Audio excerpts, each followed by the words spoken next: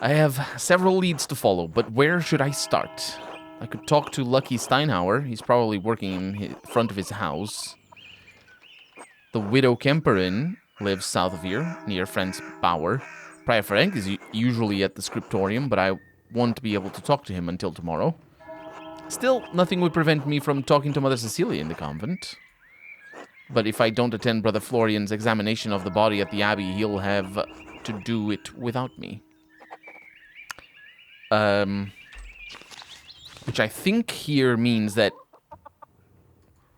we don't have to make a choice. We just proceed the time if we go to the Abbey.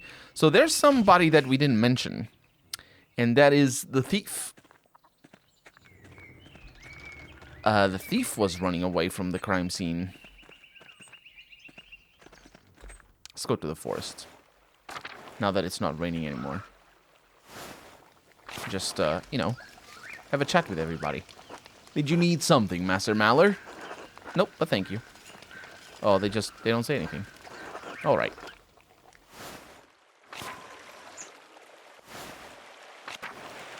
Old Otto is gone. Curious.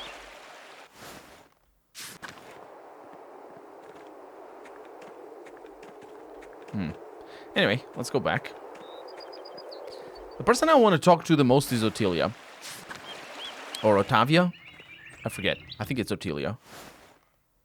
And because she lives right by... Fran's house. Franz? Hey, Maller. Have you seen my son? Yeah, I saw him running from the Abbey this morning, actually. That fucking rat. That layabout was asleep when I went into the fields. He told his mother he was sick. He say anything to you? Like, where he was going? Actually, he did sneeze, so I think he might have been sick. Yeah, he told me that he found the shit, whatever that means. God damn it, what the hell was he up to now? Ugh. Must be his mother's influence. He sure as shit didn't learn that behavior from me. If you see him again, will you tell Kat? She's driving me crazy about it.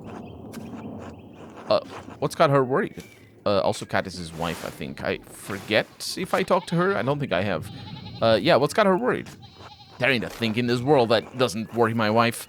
Martin's no exception. The boy's always running off, always comes home, too. Doesn't stop her getting hysterical about it. Yeah, I'll let Kat know if I run into him. Good. Until later, Maller. Until then...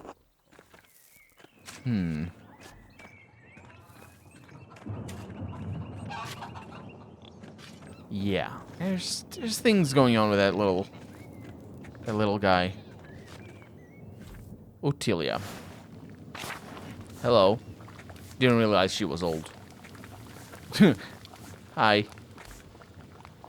Well, if it isn't the Rotten Baron's new best friend. Nice to see you too, Otilia. Sarcasm, how original. Yeah, you should have seen the other option, actually. What do you want? You must be bothering me for something. I wanted to ask you some questions about Lorenz Rothvogel's murder. Oh, is that what all those bells were for? My, what a blessing. Not the first time Perkta answered my call. You want to know what I think? I'm glad he's dead. I hope whoever killed him gets the abbot next. Maybe burns that entire abbey to the ground. And that's all I have to say about it. What did the Baron do to earn your ire? What did I just tell you, boy? I don't have anything else to say on the matter. Well, the life of an innocent man is at stake, one of the elderly brothers. Can't you spare me a few minutes? You think I care about what happens to some old monk? Idiot. Kill them all. See if I care. Every agent of the church should die. Well, when you're done with the church, why don't you storm the gates of heaven and murder the Lord on his throne? That'll show him, the holy bastard. Don't you make fun of me, boy. Where's this anger coming from? Is it something I can help with? No! Well, maybe. Don't suppose those skinny arms of yours can hold more than a paintbrush? I'm not as so strong as Otto, but I do the lift. Yeah, I can reach high places. I'm good. Not often someone offers to help out, old Otilia. Fine.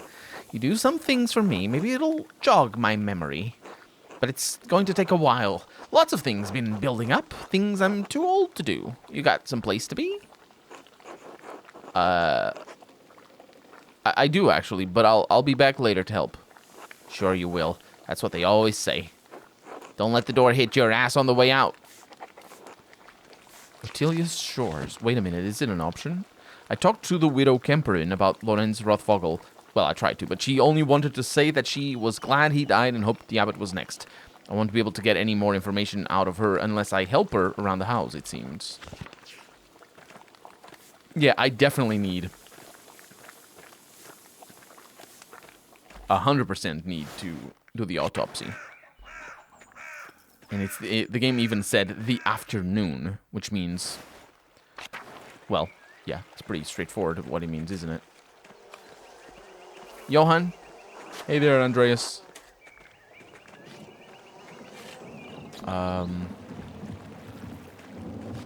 That house is locked. This is town commons. This is the main part. This was flooded earlier.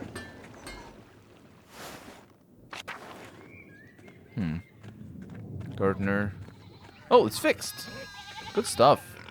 One of the sheep is there. I don't know if more of them are there, but hey, Peter. Hey, Ursula. Hey, Big Jorg. They don't say anything. Clara does. Hello, Andreas. It's nice to see you out and about. Oh, it's afternoon already? I lost track of the day. Time goes quickly when you're working hard. Praise God, though I wouldn't mind a few more hours in the day. If it's not the washing, it's the cooking, the mending, the tidying. The work never ends. And that's before we get to the wool. Ah, goodness. All that wool. The sheep are lambing already? So soon, I know. I didn't think you'd notice. We shirred the ewes last week to prepare for the lambing. You remember the bleating, I'm sure. How could you forget? My ears are still ringing. Now the wool's all washed, and we've got a pile of spinning to get through before the lambs are born. Ah, where will we find the time? That sounds like a lot of work. Surely you have some help? Oh yes, sometimes more than we need. Many of the women in Tassing lend a hand, so it goes quickly. Many hands make light work, eh? Even baby Ursula? Oh, we give her a little wool to play with, but she's too young yet. Not for too much longer, though. My mother taught me to spin when I was still in soft shoes. That's so cool. The soft shoes comment, I didn't know that was a thing. But that's really cool that people measure their age based on how hard their shoes are. That is incredible. I've never had much of a hand for spinning, so I enjoy the company more than the work. It's rare so many of the women in town are in the same room together. We share recipes, stories, hardships, friendship, you know. And maybe a little bit of gossip, too. Oh, you all must know quite a lot about the goings-on in Tassing. We know some, yeah, it's true, but Johann Bauer is there to watch over us, so things can't get too rowdy. Oh, Andreas, you should come by. Oh, I'd like that, thank you. Everyone will be glad to see you, I'm sure. We meet at Johann Bauer's house. Please come by in the morning or afternoon and speak to Johann. I should get back to my labors, but it was lovely seeing you, Andreas. Take care. Be well, Clara. So, is it already afternoon? If it's already afternoon, I need to hurry. How do I gauge the time?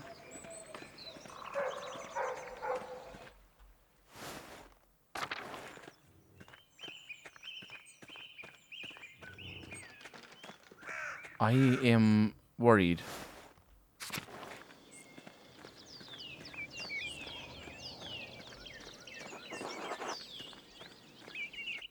How do I tell the time?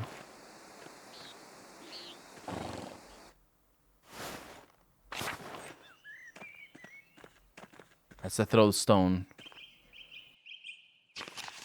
Oh, wait a minute. Of course it's already afternoon. Hour 13. The hour is the same. The time doesn't move. I don't think. Yeah, the hour's the same. So I think what happened... So I forgot the situation. Because we had... the morning was the murder time. And then we had lunch. And that's why it's afternoon already. That's pretty straightforward. This is John Bauer's house. Johann, rather. Andreas! Was just wondering when you'd turn up. The gaggle said you'd come to watch them spin. Between you and me, Hetty's not about to let you go once she's got in her claws. Eddie. Sure. Got you in her claws, he says. So I hope you've got a few hours to hunker down and get comfortable. Yeah, I don't have the time just now. Maybe another day. I'm not about to twist your arm, young Master Mahler, but you be sure to come round before Sunday. I will. So this is, yeah, so we're basically given options in regards to what we do. And we're told explicitly that doing some things and not others actually passes the time. Which feels like a very straightforward mechanic. Very gamey that I'm, thinking of it like this. But also the game tries to hide it. It's very gamey, but it's not at the same time. So, let's just, talk to everybody and then do the autopsy, because we absolutely have to do that. Let's go to Zimmerman's house. Otto. An old Otto. Ooh. I didn't know they were related. It's interesting that the young Otto is not called young Otto. But, yeah. Stoll's house. Oh, that's the doctor's house. Need to remember if I need to talk to the doctor. Also, the doctor was running away. There's a lot of people that could have done the murder here. And we have Lucky over here. Hello, Andreas. Something you need? Yeah, how are you doing, Lucky? We don't talk much. Andreas, I have things to do. Father Thomas needs me to help out at the church. After that, I'm going fishing with old Otto. This is very specific. So if you don't need me to repair a wall or a fallen chimney, then leave me be. Huh, I can see you're busy, so I'll keep it brief. I'd hoped to ask you a few questions about Baron Rothvogel. No. Why not? I don't want to. You're a grown man. That should be reason enough for you. Yeah, I saw you shouting at the Baron when he arrived in Tassing. What was that about? Get it through your pebble-stuffed head. I'm not talking about Rothvogel.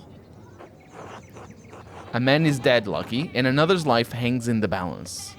Christ compels us to speak honestly, neighbor to neighbor. God damn it, Andres. I told you to leave me be.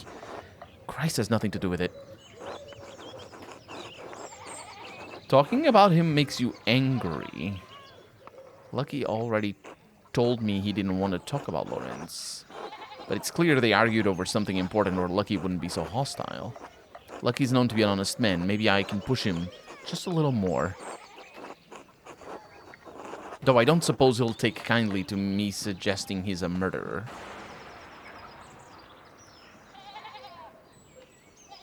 Okay, that's important. Yeah, let's go with this one.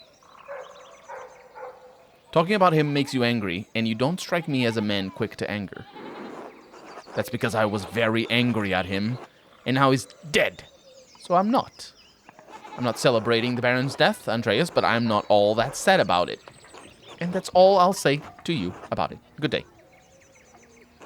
He was not being forthright with me, and he seems eager to get away. If I wait here, maybe he'll leave and I can observe his actions. But should I do it now? It'll probably take a while. Nah, I'll observe you later, Lucky. A stonemason's anger. Yeah, it's pretty mad. It's pretty mad. Although we do know that the Baron had reason to anger people. Or that there was a reason for people to be angry at the Baron. Andreas, what brings you to the shop? Can I fix you something? You know I love your cooking, Marie, but perhaps another time. Don't keep me waiting, Andreas. Until later. Until then. We're told. Hi, Andreas. Hello, Andreas, says Klaus. Is he just playing? There's chickens. Little chicks. They're just playing.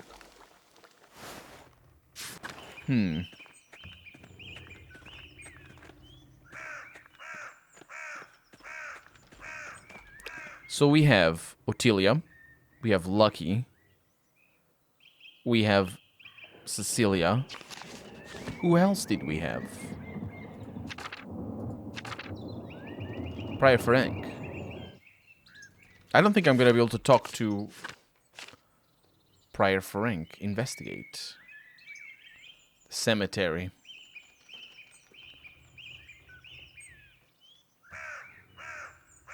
Why do I need to go there? Oh, I know why I need to go there. Let's go to the cemetery. If we can. And if we can't, we can do the autopsy. I think at this point, it's a good thing to do.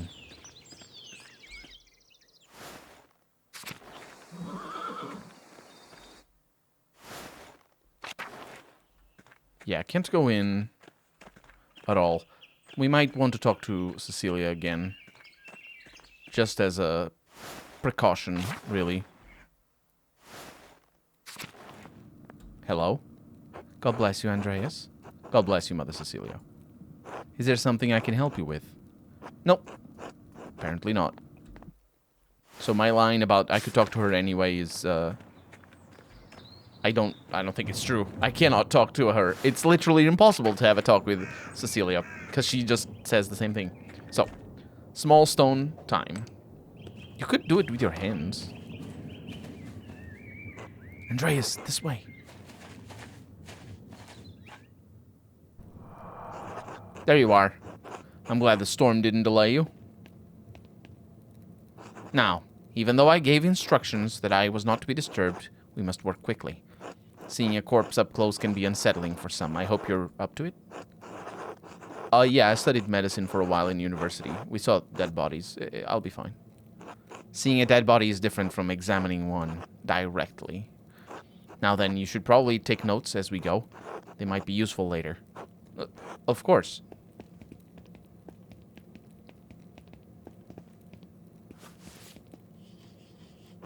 I will begin by inspecting his anterior, starting with the face and head. No visible wounds, no blemishes. Teeth in good condition, nothing unusual. Neck, shoulders, and chest are ordinary. I need to clean some blood away to examine the torso. Yes, there it is. A puncture wound between the 6th and the 7th ribs. It's fairly shallow, though. I estimate it penetrated only about an inch, and it likely came from his own hand.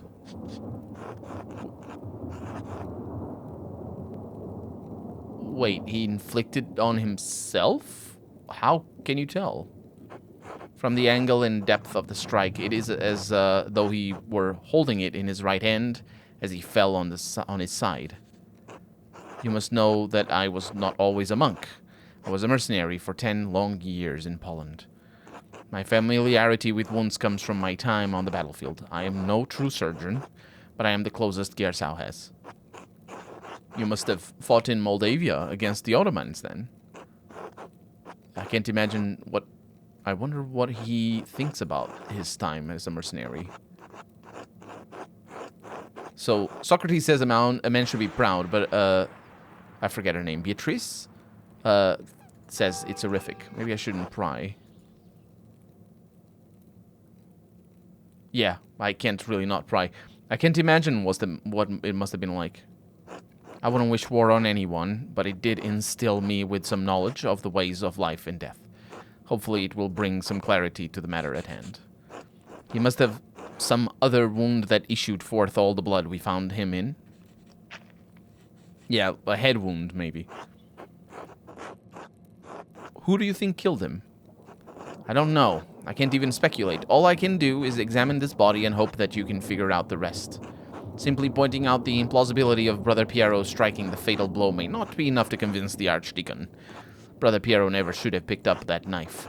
I'm sure the appearance of guilt never crossed his mind. Now then, let's move on.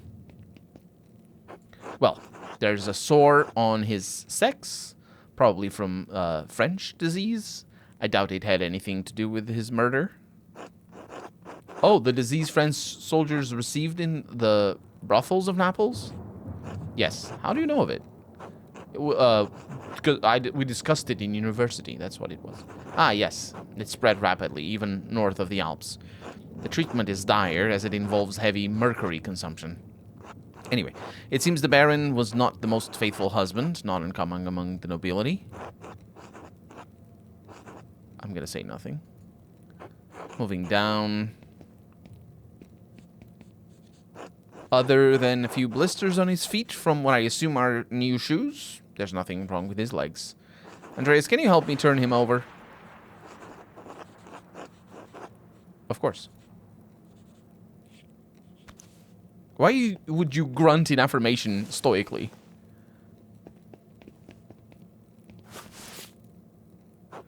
There's a slight irregularity in his spine, possibly from an old injury. I don't think it has anything to do with how he died, though. Well, I understand the Baron enjoyed hiking in the wilderness. The most beautiful places are often the most difficult to reach. It's easy to get injured if you aren't careful, especially if you're in a truly wild and remote place. It seems like a silly thing to risk your life for, but I'm not one to talk. Whatever the reason, it didn't contribute to his death. Here it is, a rather dramatic head wound. And the reason why I said head wound, not just because it's the, there was a lot of blood, we saw that. But also because head wounds they bleed like a motherfucker. It's just a little thing in the head is just gonna bleed forever. Oh, not forever, hopefully, but it's just, yeah, it's blood comes out. It's a lot. The dark hair and the blood make it difficult to see, but it's quite bad. In my experience, I've never seen someone walk away from a head wound of this severity. It's pretty bad, but if there's no... If the bone is not broken... I imagine the force of the impact would have to be quite great to crack the skull. Nope, the bone is broken. So what you see there, if you've never seen a head wound, then you might think, oh, the head is cracked. You can see into it. But what actually happens is the skin cracks, and the skin in our head moves about in a way that doesn't happen the same way. I'm not a physician or anything, so this is just a layman's term, a layman's person talking. Well, a person who has seen a couple of head wounds that kind of look like this, not as big. This is pretty horrific. But yeah, the skin of the head kind of moves around, so when it breaks, it's just sort of like you can see on top of the skull, really. You see the bone, and there's other bits, I think. But either way, the point is, you might think, oh no, it's into the head, but no, it's just the skin that broke, and you need stitching, and you were good to go, as long as it doesn't infect, obviously, because I imagine it would be pretty bad to have a head infected. But yeah, let's say this. I imagine the force of the impact would have to be quite great to crack the skull. Quite right. I see your medical training was not forgotten. I lack the benefit of university study, but the battlefields of Poland and Lithuania did provide an education of sorts. Well, I wish I had finished my degree. I could be of more use to you now. There's no need to despair. Many hands would make more work in this instance. The wound looks like it was caused by a single powerful blow from a blunt object, probably no more than 4 or 5 inches across.